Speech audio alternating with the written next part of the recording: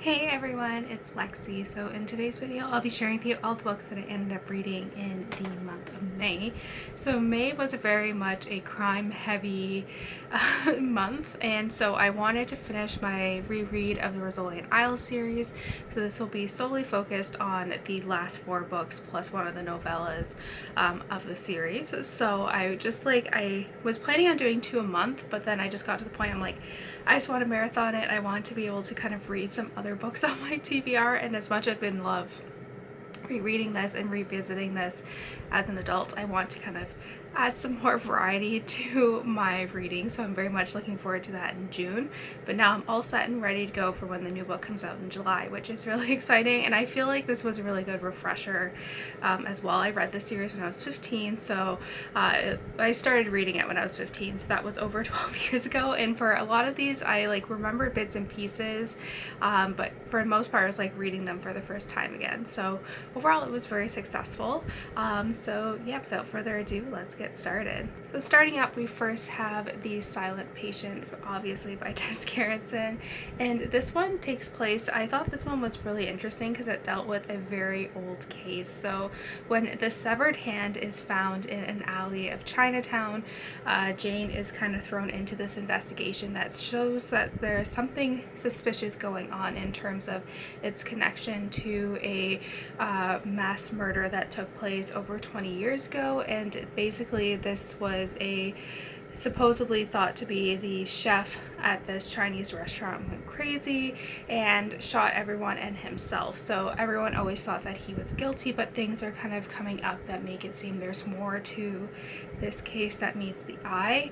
And there is also kind of this subplot going on in this one as well, where Mara is testifying against a cop who used excessive force and ended up killing someone, and I thought that was a really interesting kind of plot to incorporate into this, especially everything that has kind of happened within the last few years in terms of abuse of police power, excessive force, all those things where cops kind of cross the line, and this kind of drives a wedge between Jane and Mara, which I thought was very interesting how that was incorporated into this as well. And so Mara is very much feeling very alienated, not only by Jane but also the Boston PD, which I think is just very interesting. So yeah, I really liked this one. I think I remember reading this in either my last year of high school, first year of university.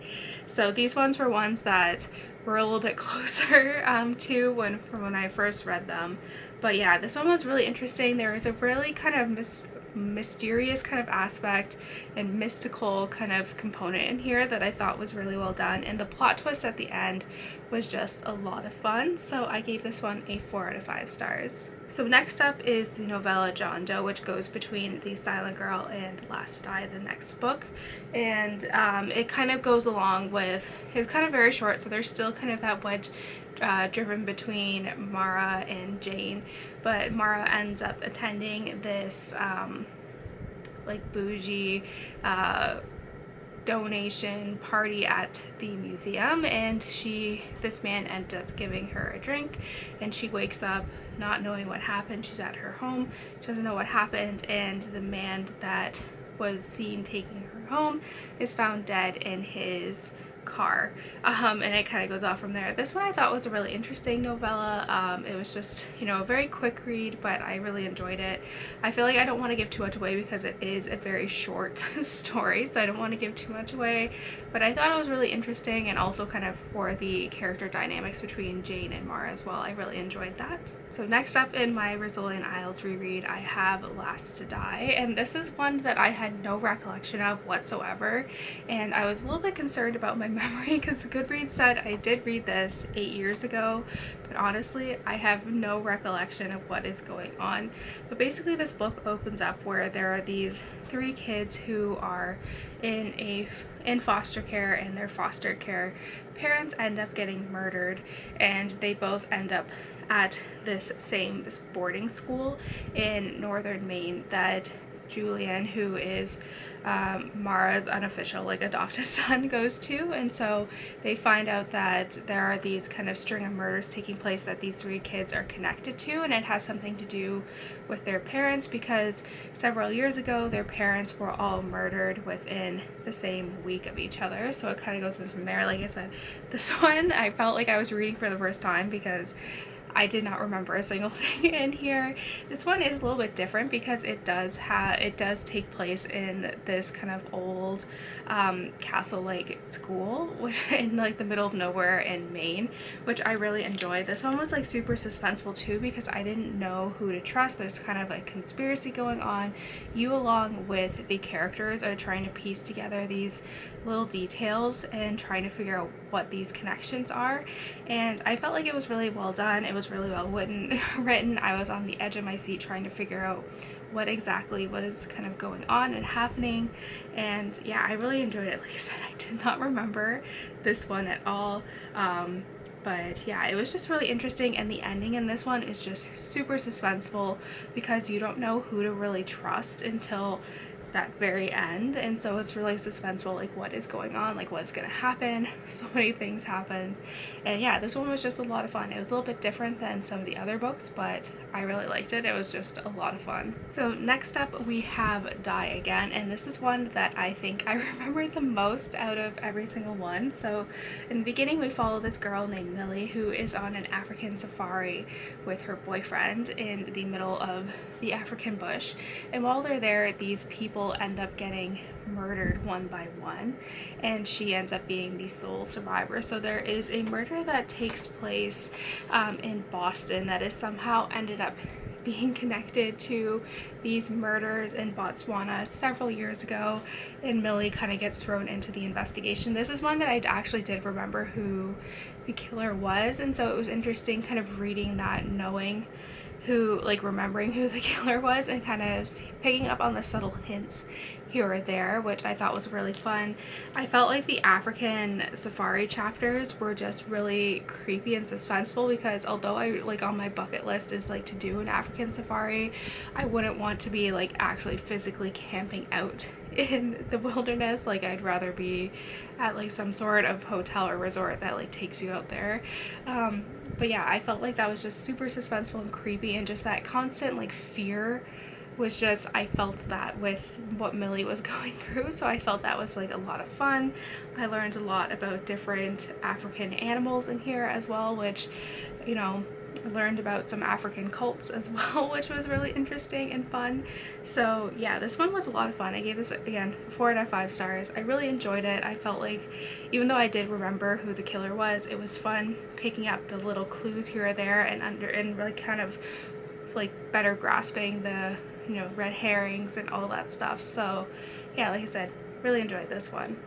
And lastly, we have I Know a Secret, the kind of most recent book. I believe this was published in 2017, and I distinctly remember reading it. I think it came out late summer, and we just got back from a trip to Boston, and I was so excited because this series made me fall in love with like the idea of Boston. So I was happy to be able to experience the city, because a lot of the places in here I was like, oh, we went there, so it was a lot of fun being able to experience that.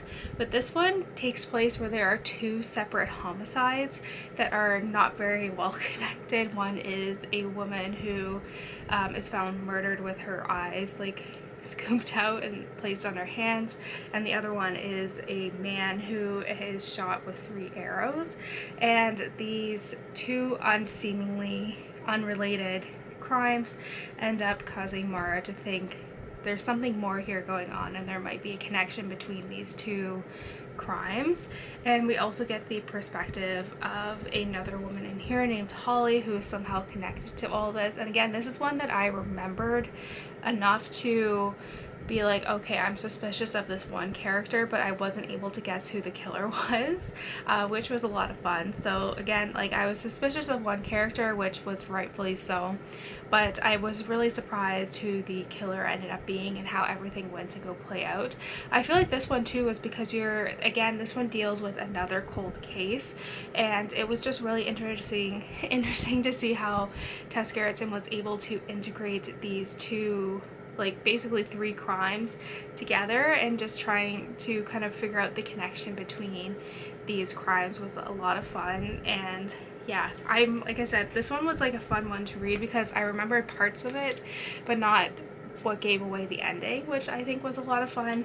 And yeah, it was just, I liked how it like integrated that cold case, and it doesn't give too much away about who the killer is. Like, you're still very much kind of guessing until the last minute, until like the detectives figure it out, which is a lot of fun. You're figuring it along with the characters, you're not really told, which I really enjoy. So yeah, I gave this one a 4 out of 5 stars, and this concludes my Rizzoli Isles series reread, which, like I said, has been a lot of fun. And yeah, it's interesting reading these books through an adult perspective because, like I said, I was 15 years old when I started reading these, so it's very interesting seeing what I remember from certain books, and then also how I've been kind of enjoyed it more as an adult because I'm able to pick up on some more things as well. So like I said, I've been very much enjoying this series reread, and I can't wait for the new book to come out in July. That's it, guys. I hope you guys enjoyed this video. Let me know in the comments below what some of the books that you read this month were and all of that fun stuff. So yeah, thank you guys so much for watching. Don't forget to give this video a thumbs up, and I will see you guys next time. Bye, guys.